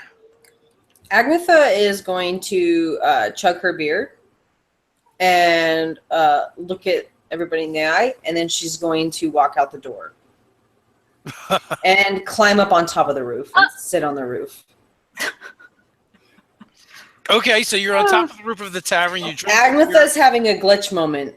She starts to you see Agnetha, and she starts to she sort of starts to look like act strange. And then she leaves out the door with Monty. She takes Monty with her. Do I see this happening? You would be, I guess, on Monty, at that point, wouldn't you? Well, no, I was going around the bar listening in on conversations, but I was definitely also keeping an eye on you. So I will totally skip the rest of this thieves can't talk and go on after you if you're leaving. Agnetha has a perception moment where she wants to sort of see what's going on outside the bar because there's lots of people in there and she's feeling strange. She wants to she's having one of those glitch moments, but she's also a barbarian, so she's feeling like she's a social anxiety attack, and she walks out and sits on the roof. And she also took my dog, so I'm following her. Like, this is not a question. So I keep Monty close to me, yeah. And meanwhile, Denine has this like faraway look as she suddenly has an idea coming into her head. And so she misses the first part of Agnetha's exit. And then she finally refocuses because, of course, you always look to see who's coming and going through a door, and realizes it's Agnetha. And she's like, and she'll follow after also, and probably stumble right over Kenna. Okay, so Agnetha makes it through the door. Kenna was kind of distracted because she was scribbling notes and listening. Denine was daydreaming. Right. And you're almost shoved out of the way, Agnetha, as a kind of a small mob is moving into the tavern as you're moving out. Mm-hmm. And you you're kind of like you said, you're in your glitch moment, so you're only half paying attention. You've got Monty, you're heading for the roof. You actually, it's actually as you're kind of moving out of the way of this small mob, you're kind of like scooping Monty up to throw him over your shoulder, because you're going to have to carry him to get him to the roof with you. If you don't just leave him on the street, which I don't think you would leave him on the street. Oh man. Yeah, I imagine the roof to be sort of low. Like, I can still hear things. She's in one of those hyper-focused moments where she feels like she's outside of reality, but she's hyper-focused on what's going on. So, that's what I imagine. I hate that place. So as you kind of like pivot, scoop, move out of the way, your barbarian instincts kick in. You become super focused all of a sudden, even though you were a moment ago weren't particularly paying attention. This small mob of rough-looking men and women seem to be moving with a purpose into this particular tavern, and they're following a a man who stands nearly 7 foot tall. It seems to be nothing but corded muscle. He's got strange tribal tattoos all over him. He seems mostly hairless. But not as hairless as the eunuchs. Yes, not as hairless as the eunuchs. And his what little clothing is wearing is kind of rustic. Okay. Sorry. Yeah. And he's armed with a club that he kind of has like slung over his shoulder and a large hunting knife that's tucked in his belt. And he starts, he looks up at the sign and then his crew, and then he kind of goes in, nods, and he does like a specific head movement as he goes through the door. And you can see that, as he goes through, and each one that kind of follows him, they kind of go in and move, off to a different directions. You can see they're splitting as soon as they enter. Do people look scared? They do look a little nervous. Like it definitely like they're getting that feeling like that there's a showdown that's going to happen. And also, Grungy, you because you're pretty close to him because you're heading towards the door. You hear him groan as they walk through. Denine recognizes the one that's ahead of this small mob. There's him plus 6 others, and that they're from one of the rival gangs. And instantly, the leader of the band looks down in your direction, Denine, and looks you dead in the eye. Nina, you got really large, heavy stones to be showing yourself around here after that last bit of business you pulled. Drawing last breath out of my boot and getting in position. Kenna, I would imagine that you'd be talking to me in some way through your psychic. I'm not a psychic. I don't have message. There's nothing I can do about that. But if she's about to get blasted, I'm going to do something. Well, didn't they push in as Agnetha was trying to leave? So she's actually still here. She's just outside the door. She's just on. Okay. I'm still. I recognized it, but I didn't come back in. But Nina, you can probably see that. Nina protests and says, that wasn't actually me on that job. The whole thing was a big misunderstanding. Somebody's been saying it was me, but it wasn't. Because I've been out of town. He strokes his large, lantern-like jaw, and you know his name. Siren Giant's Blood is the name, and he runs with a pretty rough crowd. He runs one of the local gangs. He's one of the Rusty Blades. Oh boy. So, are you calling me a fool then? No, I'm calling you smart enough to understand that I would be an idiot to rip you off and then come back into town and show my face. I would have to agree with that. Yeah, so I'm not... The whole point of me going legit and doing caravan work, which I've been doing, is that I don't want to shit in my bed.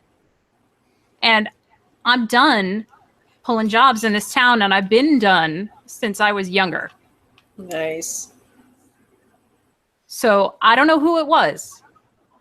I don't know if they look like me. I don't know. I've been asking around about it, but I haven't heard anything other than supposedly I pulled some job, which is bullshit. Well, see, here's the problem. The word on the street, it was you, and they're talking. They're saying Cyrune can't run things anymore. They're saying Cyrune can't handle business anymore. So somebody is using a rumor about somebody who is out of town to try and make you look bad? Oh man, no wonder you're mad. Does cutting his voice and pulling his pants down count as an attack? Yeah, if you interact with him, I would say. Okay, well then I'm not gonna do that. So basically, no matter what logic or reason you use, he needs a scapegoat and he needs to save face. Right. So he may not actually care. You don't think he actually cares if it was you or not. All right. How about let's go get a booth and have a little chat. about how to resolve this. Because I've got an idea that will help you and will help me. All right, I'm willing to listen, but you better have something good, because I already have a solution to this problem. I've got something good for you. All right. And that's so, because at this point, this is a lot of people, and this is just a portion of his gang. And yeah, so here's the deal, Cyrune. I'm about to leave town permanently. So it would be within the day, as a matter of fact. So it would be pretty easy for you to quote unquote murder Nina, and she's never seen again. Wasn't he calling you Cyrune? No, that's his name. No, he's Cyrune. That's his name. But of course, for my half of this, I would prefer to not get murdered. But what I can do is make sure it gets around just how horrible it was and how it serves as an example of how no one should ever go up against you. So Because I happen to You have write a a song friend. about- Exactly. Because I happen to have a certain friend that can help get that around. So while that's going on, Gurglemerk kind of like pokes his head out of the tavern, and motions to Agnetha to come here, and he asks you to come inside and stand next to him. Your friend might be in trouble. After that happens with Agnetha, they kind of walk through the door. She's gonna sort of stand at the. She's just sort of gets a bad feeling about these guys and like, kind of stands at the door. And then when Gurulmir says something to her, she kind of starts heading back and kind of like looks suspiciously at this Cyrune guy and kind of gives him a dirty look. So right now, Cyrune doesn't notice because he's just focused on Nina, and he's totally giving you like the stink eye the whole time. And he's like, "That sounds like a good start, but don't you want to know who's putting out the word if you say it's not you?" Well, I know you want to know, but I don't care because I'm offering to you to burn my reputation and existence in this town. Well, I could just burn you, and it'd be just as easy. But Yeah, but then the story won't get to the same people that it would have. I want to know who's messing with me. Well, that's probably good to know. Agnetha's gonna step up behind him and be like, "It's me, buddy." No. God damn it, Agnetha. I burningly want to know who's messing with him. So basically what you're telling me is for you to accept the idea that it wasn't me, I got to find out who it actually was. We're going to take your idea and add it to my idea. I didn't start running these streets by being a fool. Someone's out there, they're messing with you and they're messing with me at the same time. I need to know who it is, and then we will do as you said. Well, then you could just as easily take them down, and then we can spread the story about how terrible they were. That could be a possibility, but either way, I still need to know who it is. I'm so down for this. I'm not saying this out loud, but this is me out of character. Well, So How excited Jenna is feeling right now. I can either Right? take the easy solution and just be done with this now tonight, or yeah, you can scratch my back and I'll scratch yours. exactly, because let's suppose you take me out and messily slay me, and everybody knows it. Which you one know, happened? I can understand the inclination in this situation. It's one possible solution. But yes, as you say, if there's somebody trying to mess with you, you still don't know who they are, you're still going to have this problem, especially if they're spreading rumors about your capabilities. So I agree with you. This is clearly something that needs to be investigated. And I will help you with that, as a matter of fact. Yes, you will. And then he starts rambling off a list of people. They're all people that have been decent to you and to Nina and you've interacted with over the years.